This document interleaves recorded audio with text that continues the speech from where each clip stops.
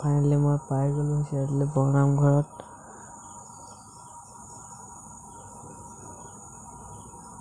এতিয়া এইফালে কিমান মানুহৰ সমাগম হৈছে, নাট্য মন্দিৰ আছে সেইফালে। ভিতৰলৈ সোমাই যাম ব'লক, চাই থাকক ভিডিঅ'টো লাষ্টলৈকে।